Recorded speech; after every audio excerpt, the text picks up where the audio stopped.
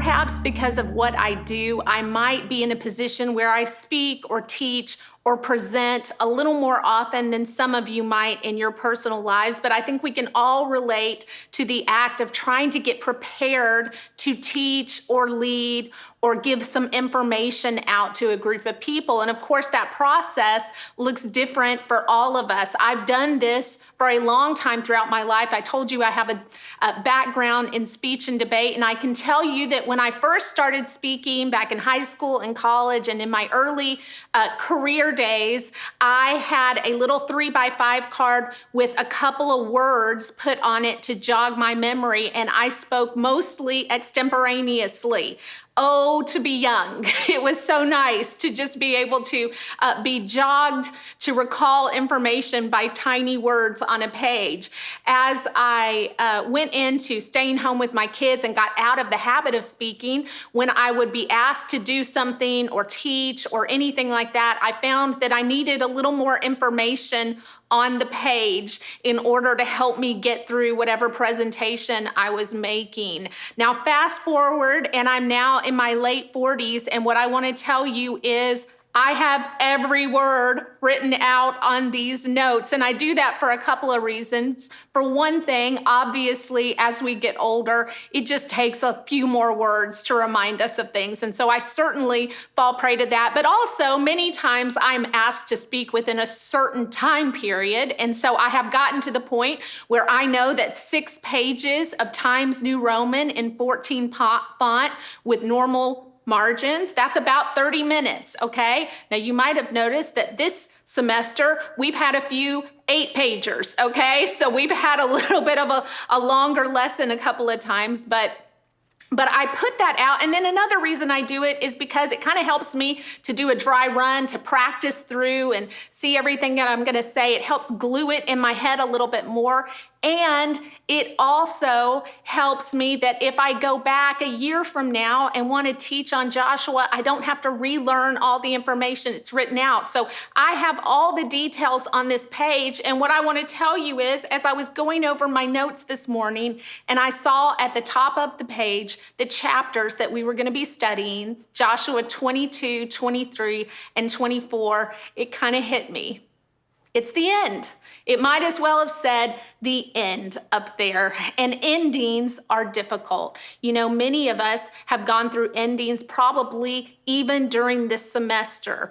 And endings can be abrupt, they can be unforeseen, or they can be planned for and anticipated, but it doesn't make any of them any less difficult. They still take time to process. They still take time to adjust to. Endings are difficult, and endings are especially difficult when they are so final, like the one we will see here in Joshua today. We will see the death of a leader, okay? And that is always difficult. However, I will tell you that even though we don't contextually relate to the Israelites, we certainly are not culturally in a period where we have military leaders that we follow. We have not settled land. Most of us do not relate to the journey that the Israelites have been on under Joshua's leadership. We do relate to leadership. We do understand what it's like to follow someone at the helm. Just in my lifetime, I can remember mourning 2 presidents that I was pretty familiar with because I had seen them growing up, Ronald Reagan and George Bush Sr., okay? So I know I can remember what it was like to lose those leaders. We've seen that done. And then even just this summer, I was thinking of the death of a leader, Representative John Lewis. Perhaps you remember that. He died over the summer of cancer. He had lived a long, full life. And what we see is that when it's done right, a leader's death is actually celebrated and inspirational. And that's what we saw, I think, with Representative Lewis. You know, Representative Lewis had been a pioneer in the civil rights movement alongside Martin Luther King. He had been arrested over 40 times protesting his convictions against segregation and racism racism and division and discrimination. He had at once aspired to be a pastor and was going to take that route. He attended the American Theological Baptist Seminary in Nashville, and he was an ordained Baptist minister. But eventually, he used his outlet in leadership in the political realm, okay? And so during the time and the days after his death, what we saw were that leaders on both sides of the aisle came out and complimented him and mourned him. We saw that religious leaders of all different denominations and persuasions came out and gave him honor. Our own pastor did the same. We saw that he was in his death celebrated and inspirational. And that is what we are going to see, that when a leader does it right, even in their death, they are going to leave behind a legacy that inspires change and growth. And that's exactly what we're going to see today here in the book of Joshua. Okay, so without further ado, let's see how this story ends. And let's go to Joshua 22. Right there at the beginning. At the time, Joshua summoned the Reubenites and the Gadites and the half-tribe of Manasseh and said to them, "You have kept all that Moses, the servant of the Lord, commanded you and have obeyed my voice in all that I have commanded you. You have not forsaken your brothers these many days, down to this day, but you have been careful to keep the charge of the Lord your God. And now the Lord your God has given rest to your brothers, as he promised them. Therefore, turn and go to your tents in the land where your possessions lie, which Moses, the servant of the Lord, gave you on the other side of the Jordan. Only be very careful to observe the commandment and the law that Moses, the servant of the Lord, commanded you, to love the Lord your God, and to walk in all his ways, and to keep his commandments, and to cling to him, and to serve him with all your heart and with all your soul." So Joshua blessed them and sent them away, and they went to their tents. Now, let me give you a little backstory on what's going on here. We've talked before and made mention of the fact that there were 2.5 tribes that were settled east of the Jordan, not within the boundaries of the promised land, okay? And we've not really ever talked about exactly why that was. So let me give you just the Cliff Notes version of how that came to be. While Moses was still in charge, before they entered the promised land, the lands of Sihon and Og had fallen to the Israelites, okay? And so it was great pasture land. And what we see is that the Reubenites and the Gadites and the half-tribe of Manasseh had a lot of cattle. Okay, that was one of the things they were known for. We've talked about how all the tribes had different strengths and weaknesses and personalities. Well, these particular tribes were apparently cattlemen. They were ranchers. Okay, they were what we would have what we would know today as ranchers. And so they came to Moses and they said, "Hey, can we just have this land? Could our portion be right here, because this suits us very well?" Okay, now Moses was super hesitant about doing that for a couple of reasons, and you can imagine what they are. The first one is that he did not want them shirking their responsibility to go in with their fellow Israelites and claim the promised land. We've talked a lot about how God expects us to claim our inheritance, okay? So Moses did not want them to get out of that responsibility. The second thing he was concerned about is that he was worried that if they do that, everybody might want to do that. You know what? That land looks good to everybody. And then we don't have to go in and invade the promised land, and we can just be fine right here. We've talked also about the path of least resistance. We as humans are often prone to wanting to take that path of least resistance. So Moses was very uncomfortable with their request. However, he did ultimately grant that request with this stipulation. And that was that he would let them settle into that land, but they still had to come and fight and occupy the promised land, okay? So what we see right here in Joshua 22 is that Joshua has called the leaders and the soldiers and the footmen of these 2.5 tribes, the Reubenites, the Gadites, and the half tribe of Manasseh, and he is basically saying, well done. So what we see is that they were faithful to do what Moses asked them to do, to come and fight alongside their brothers with the Israelites in occupying the promised land. And he's now saying, okay, we've occupied the land. You've done what you said you were going to do. You may now go back to your possessions, to your tents. When he speaks of going back to their tents, understand that they are settled across the Jordan, east of the Jordan. That's called the Transjordan area. And so he's saying you may now go home back to your settlement where your families and your possessions and your cattle and livestock are. Okay, and so he's giving them the charge, but he's not doing that before he admonishes them about something which he feels is most important, and that is, of course, to obey the law, to love the Lord their God with all their soul, and to cling to God. To cling to God. Isn't that interesting? When you hear the word cling, what do you picture? Take a moment. Just think to yourself, when I say the word cling, what pops into your head? We'll do a little word association.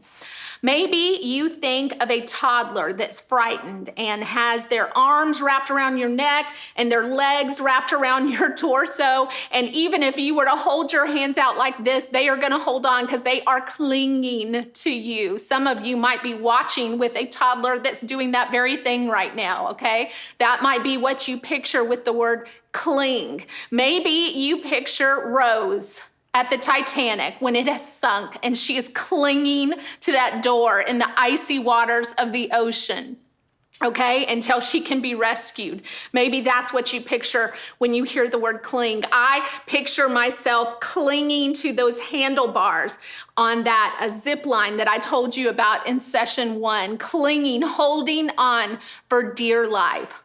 Let me ask you something. How many of you, when I asked you to picture the word cling, pictured a believer holding on to the promises of God?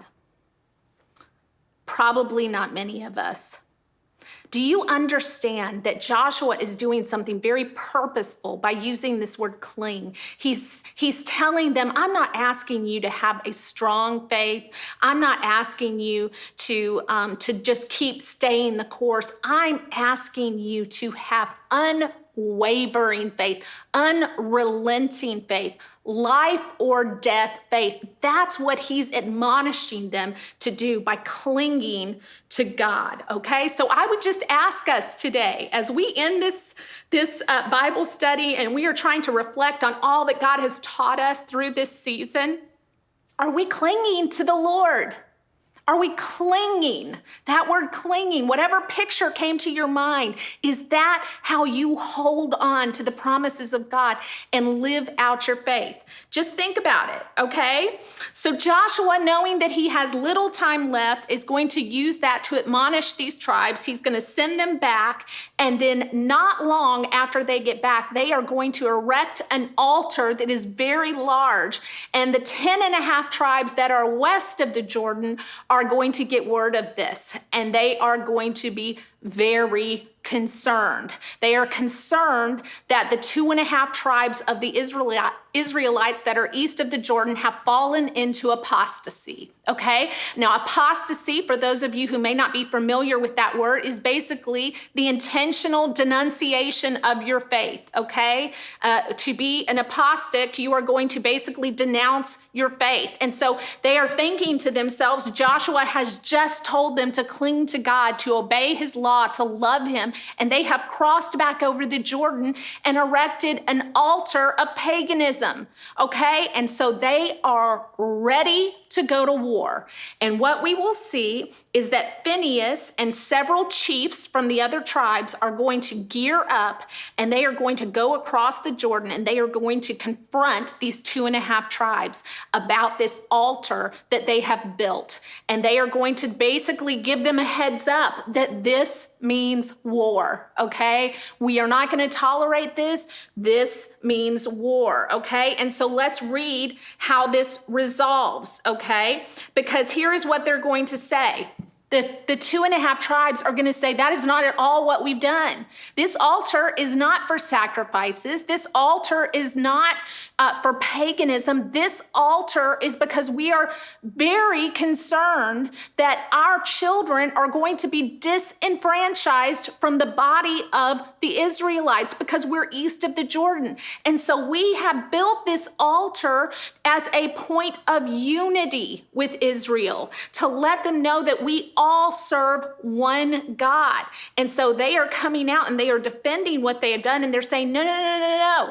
You got it wrong. We are trying to protect our children from being disenfranchised because we're over here and you guys are over there in the promised land. So pick up with me in verse 30 and let's see what happens.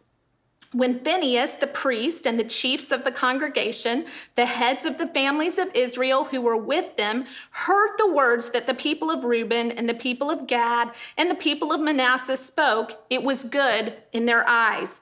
And Phinehas, the son of Eleazar the priest, said to the people of Reuben and the people of Gad and the people of Manasseh, today we know that the Lord is in our midst, because you have not committed this breach of faith against the Lord.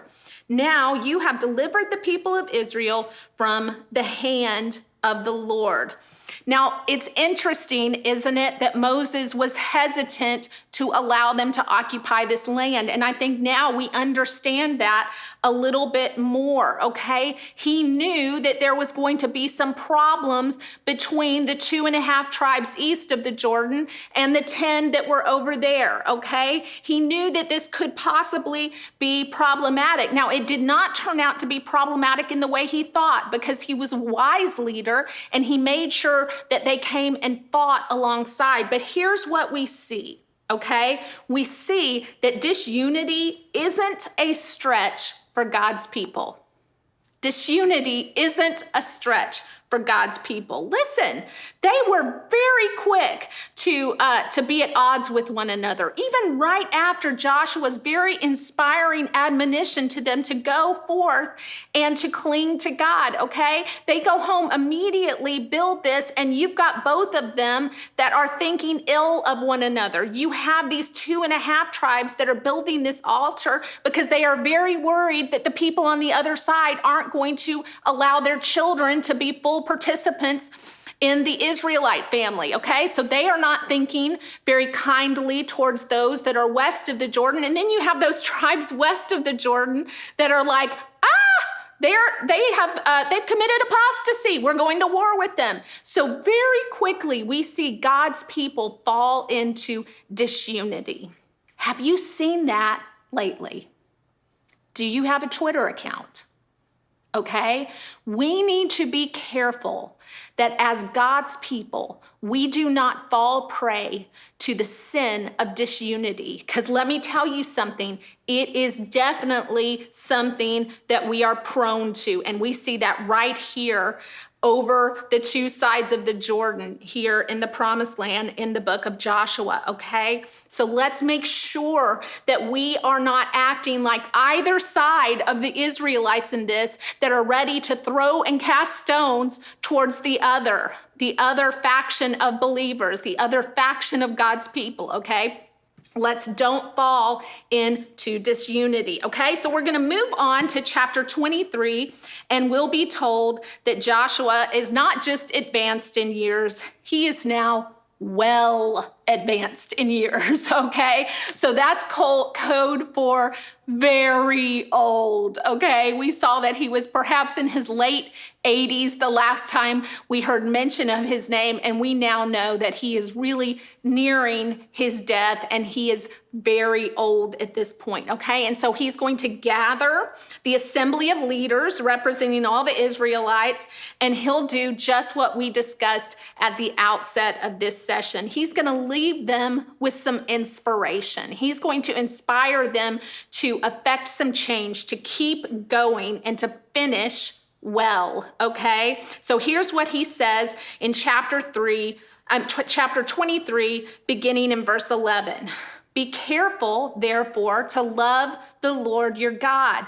For if you turn back and cling to the remnant of these nations remaining among you and make marriages with them so that you associate with them and they with you, know for certain that the Lord your God will no longer drive out these nations before you, but they shall be a snare and a trap for you, a whip on your sides and thorns in your eyes until you perish from off this good ground that the Lord your God has given you. Okay, so here is his swan song, if you will, his farewell, and he's very clear that the Lord is going to remain with the Israelites, okay, that he's going to continue to drive out the people from the land, that he's going to be with them.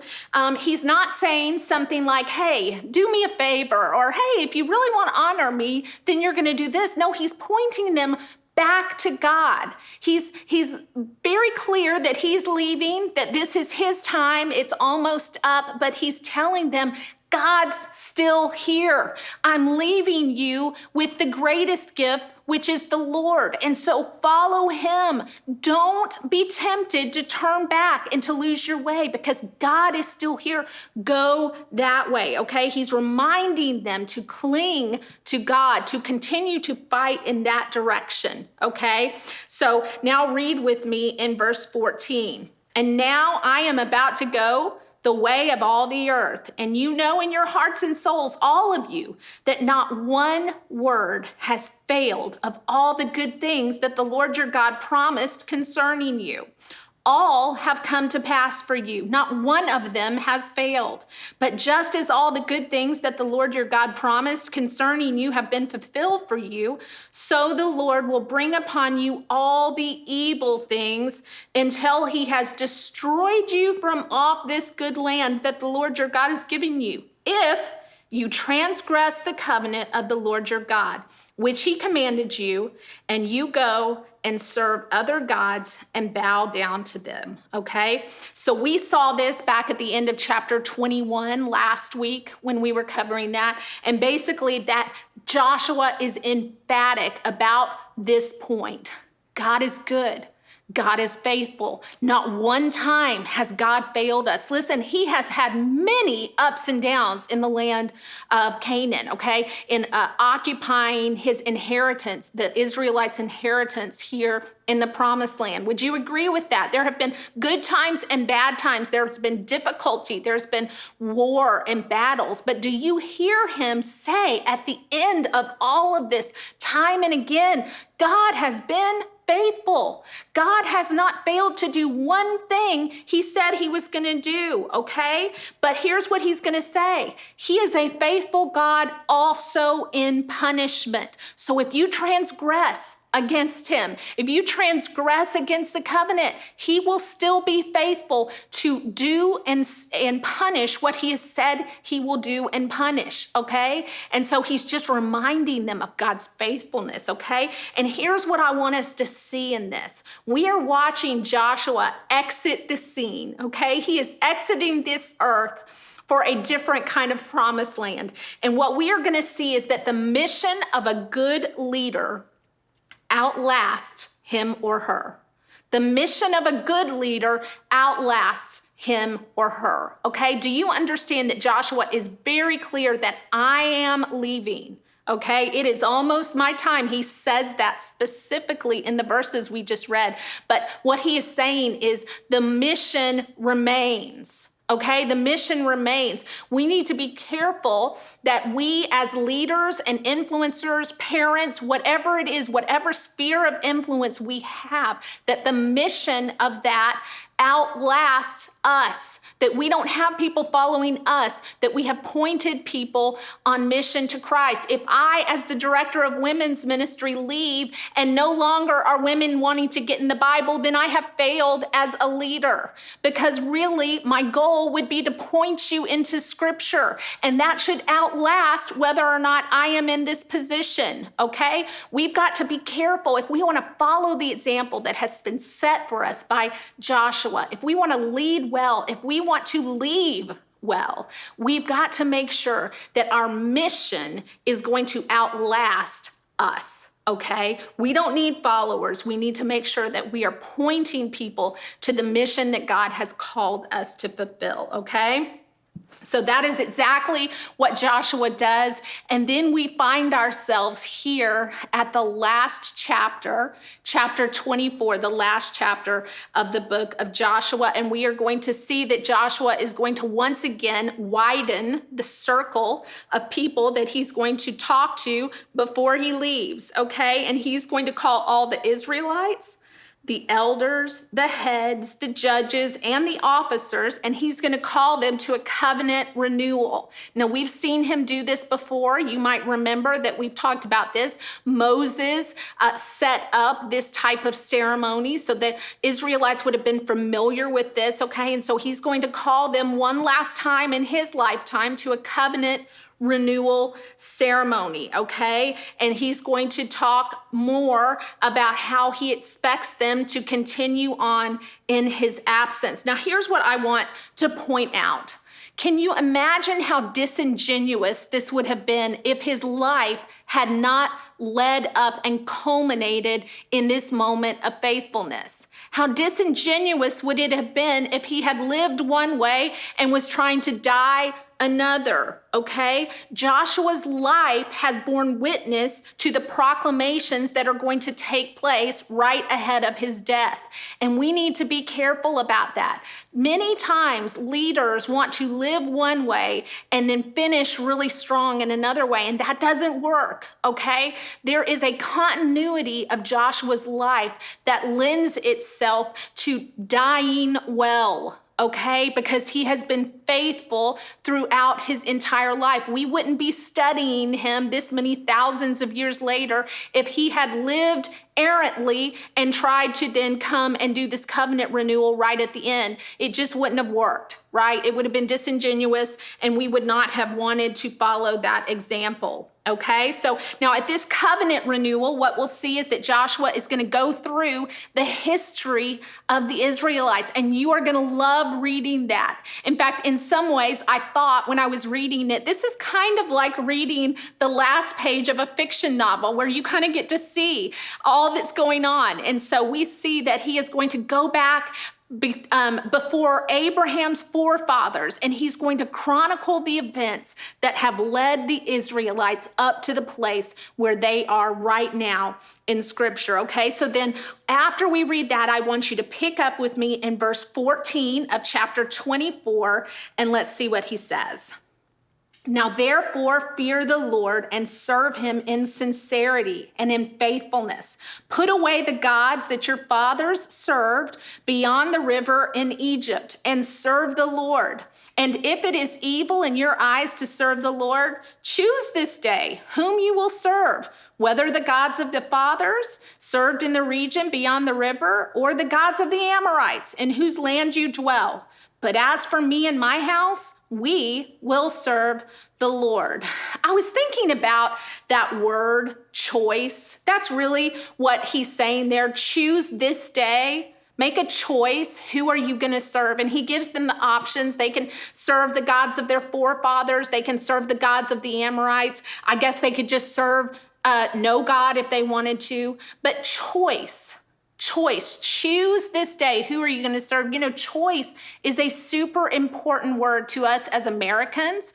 We have the choice to choose our leaders. That's democracy. We choose the laws that we're going to pass through voting.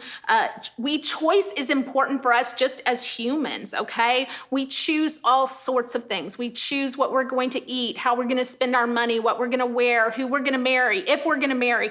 Choice is really the bedrock of humanity, okay? Choice is fundamental. And so we see here that Joshua is going to acknowledge that the Israelites have a choice, okay? And he's not going to bring up any of the other choices that I just went through. We've got choices all the time. He's going to bring up this one choice, okay? This one choice that he recognizes is life or death. Choose this day. Who are you going to serve? Do you know that the choice that Joshua gave this congregation of the Israelites thousands of years ago, choosing who they will serve, is the same and solely most important choice that we, even today here in America, will make? Who do we serve? Okay?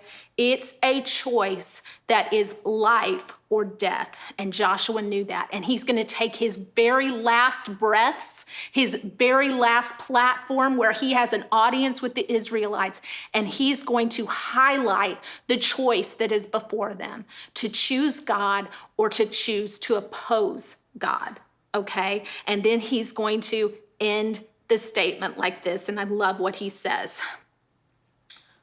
For my sake, for me and my house, we will serve the Lord, okay? So as for me, as for my house, we will serve the Lord. Joshua is making it very clear his choice, okay? Now, the English translation that we read here in our scriptures, that's going to assign a future tense to that, okay? That serving is future. But really, when you look at it in the original Hebrew, you have to understand that that would have been a continual tense, okay? It would have implied I did serve, I am serving, and I will serve, okay? So it's an all-encompassing serving towards the Lord, okay? And there's no qualifiers, there's no hesitation, there's no compromise. It is unequivocally I choose to serve the Lord. That's what we see Joshua saying, and that's what we see Joshua encouraging all of the Israelites to keep doing. And of course, we see that his life has affirmed that. His life has affirmed that from way back in the desert when he was serving under Moses, when he believed God going into the spy out the promised land and believed that God was bigger than the giants. We've seen that when he was able to lead the Israelites into the promised land. His life has affirmed this statement that he has chosen to serve the Lord, okay? Oh, that we would be women who do the same, right? We are watching a leader end well, okay? And he's done that not just here on his final days.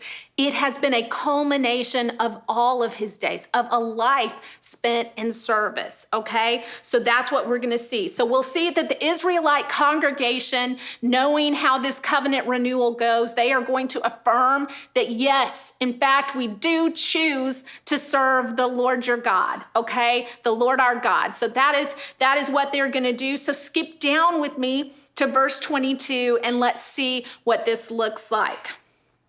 Then Joshua said to the people, "You are witnesses against yourselves that you have chosen the Lord to serve him." And they said, "We are witnesses." He said, "Then put away the foreign gods that are among you and incline your heart to the Lord, the God of Israel." And the people said to Joshua, "The Lord our God we will serve, and his voice we will obey." So Joshua made a covenant with the people that day and put in place statutes and rules for them at Shechem. And Joshua wrote these words in the book of the law of God, and he took a large stone and set it up there under the terebinth that was by the sanctuary of the Lord. And Joshua said to all the people, behold, this stone shall be a witness against us, for it has heard all the words of the Lord that he spoke to us. And therefore it shall be a witness against you, lest you deal falsely with your God. So Joshua sent the people away, every man to his inheritance. Okay, so we see that final covenant renewal that he's going to mark with a large stone, and he's going to remind them that this stone is going to bear witness to what happened this day during this covenant renewal when the Israelites have chosen to serve God, to follow God, and to obey God. And he's going to remind them that if this is transgressed against, if we transgress against this covenant, then God is going to punish. Okay, so this stone serves as a reminder that there is a faithful God that has heard us pledge allegiance to him, heard that we are going to serve and follow, and he will remind us of that if we stray, okay? Because there will be punishment and consequence. And so that is the final words of Joshua. That is how he ends. He doesn't leave them with 7 habits of highly effective leaders. He doesn't write a memoir of all of his battlefield escapades. No, he leaves them with a reminder that God is still here. God is still good. God is still faithful. And here is a stone to remind you that we have chosen this day to follow the Lord, and may we be faithful in that. Do you know what the very next verse says after that? Let me read it to you. After these things, Joshua, the son of Nun, the servant of the Lord, died, being 110 years old. Were you expecting a little more fanfare? Were you expecting just, something more descriptive? Maybe a little bit of what the funeral looked like. Perhaps you were, I began talking about Representative John Lewis. And of course, many of you know, if you followed his death over the summer, that he laid in state under the Capitol Rotunda for many days. He was celebrated and he was eulogized and memorialized. And then finally, he was carried across that infamous Selma Bridge to his final resting place. Okay, maybe you were thinking that we would see a little more of that for our fearless leader, Joshua. It's kind of anticlimactic, I guess, in one sense. Except when you realize that thousands of years later, God has just spent the last 8 weeks using the life of Joshua to shape and teach and transform us through his word. Does that blow your mind? He's a big God, bigger than all the foes that we face. We got to see Joshua face some pretty formidable enemies with very little equipping, and yet God fighting with him made him victorious. We learned from Joshua that we can be fully dependent on God. Do you remember that time that Joshua was faithful to God by circumcising his entire army right ahead of a big battle because he knew that God would be with him, and he trusted and depended on God even in something that didn't make a lot of earthly sense? We got to see that. Do you remember when Joshua was faithful to Rahab and the word that he had made? And then the Gibeonites, even when he had been tricked into that, but he was a man of integrity. Do you remember seeing that? Did that speak and teach you about living with integrity like it did me? I hope so. Do you remember how Joshua was the last to take his portion and inheritance within the promised land because he was a leader that served in humility? What a lesson to be learned for those of us in service and leadership, how to be a humble leader. Do you remember all the times of faithfulness that Joshua relied on God to allow him to go before him into the lands and fight his battles? We have learned how to battle this semester, haven't we? We've learned where our battlefields are. We have learned whose battle it is, and we have learned where we should not be battling. Joshua has taught us a lot about the battlefield. So yes, perhaps he wasn't carried across a bridge, but what we see is that he was a bridge to a wayward people, the Israelites, who needed to see something that bridged their inadequacy and pointed to a coming Christ that we as New Testament believers have the benefit of serving today. So before you close the book of Joshua and you file these notes away and you check the box that you have now studied the complete book of Joshua, I would just encourage you to take a moment and reflect on the legacy and the leadership of Joshua. We've talked a lot about how learning about God and his word is going to strengthen our faith. And what I can tell you is that we began with a blank page with the word why written up at the top.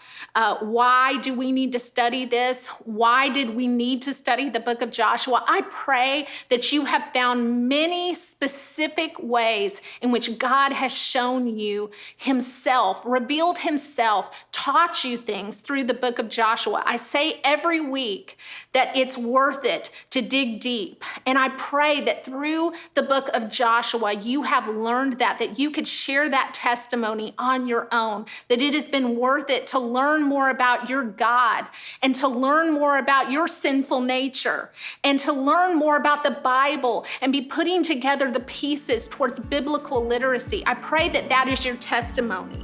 So until next time, when we study again together, I would encourage you to go forward in confidence and consistency and study hard. It's worth it.